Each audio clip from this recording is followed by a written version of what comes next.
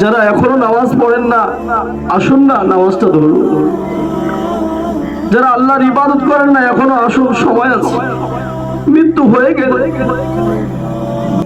মালাকুল মাউত যখন আমাদের মাথার শিওরে চলে আসবে,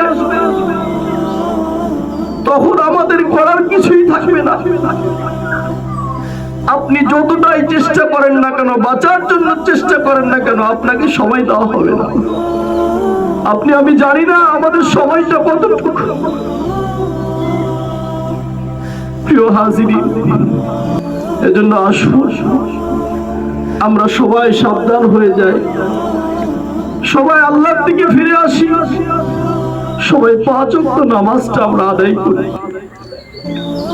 আমরা এখন নামাজ পড়তেছি না, কিয়ামতের ময়দানে আমাদেরকে যেদিন ধরা হবে, আল্লাহ রাসূল সাল্লাল্লাহু আলাইহি ওয়াসাল্লাম বলছেন, আউয়ালু মা ইউহাসাবু বিহিল আবদু ইয়াওমাল কিয়ামাতিস সালাহ। কিয়ামতের দিন সর্বপ্রথম নামাজের হিসাব হবে।